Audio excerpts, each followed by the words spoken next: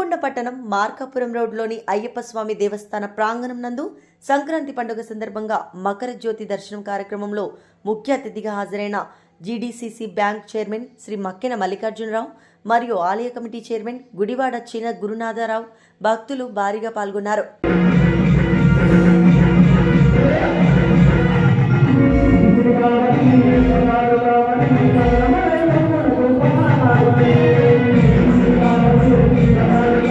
అందరికీ నమస్కారం.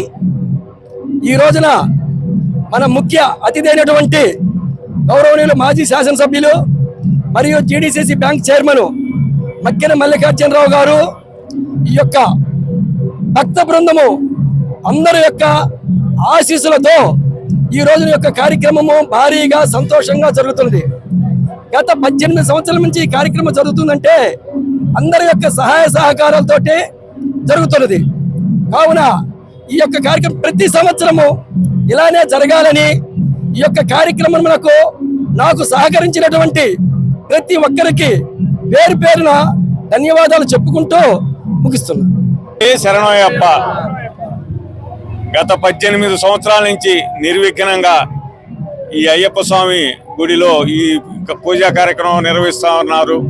మరి గుడివాడ సుబ్బారావు గారు స్వర్గీయ వారి హస్తాలతో ప్రారంభించినటువంటి వారి మిత్ర బృందంతో ప్రారంభించినటువంటి గుడి దినదిన ప్రవర్ధమానం అవుతూ ఈ అయ్యప్ప స్వామి గుడి వినుకొండకే ప్రఖ్యాతిగాంచింది. ఆ తదుపరి వారి తమ్ముడైనటువంటి గురునాథం గారి నేతృత్వంలో, వాళ్ళ అల్లుడు గారి నేతృత్వంలో, వారి కుటుంబ సభ్యుల నేతృత్వంలో ఈ రోజున ఈ కమిటీ నిర్మాణం బ్రహ్మాండంగా ముందుకు పోతూ ఉంది. మకర సంక్రాంతి రోజున ఈ పూజా కార్యక్రమాన్ని, అదేవిధంగా ఈ జ్యోతి కార్యక్రమాన్ని నిర్విఘ్నంగా నిర్వహిస్తూ ఉన్నారు. నా అదృష్టం కొద్ది నేను కూడా ప్రతి సంవత్సరం ఇక్కడ పాల్గొంటూ ఉన్నాను. అయ్యప్ప స్వామి ఆశీస్సులతో ఈ నియోజకవర్గం మొత్తం కూడా అభివృద్ధి పదంలో నడవాలి, అదేవిధంగా సుఖశాంతులతో ఉండాలని సందర్భంగా కోరుతూ మన గౌరవ శాసనసభ్యులు జీవి ఆంజనేయులు గారి నేతృత్వంలో, అదేవిధంగా పార్లమెంటు సభ్యులు శ్రీకృష్ణదేవరాయలు గారు, మన ముఖ్యమంత్రి వర్యులు చంద్రబాబు నాయుడు గారు, పవన్ కళ్యాణ్ గారు, నారా లోకేష్ గారి నేతృత్వంలో ఈ రాష్ట్రం మొత్తం సుఖశాంతులతో అభివృద్ధి పదంలో నడవాలని, ముఖ్యంగా ఈ నియోజకవర్గంలో అన్ని కార్యక్రమాలు స్వామి అయ్యప్ప దయతో ముందుకు పోవాలని సందర్భంగా కోరుతూ త్వరలోనే పైనటువంటి మన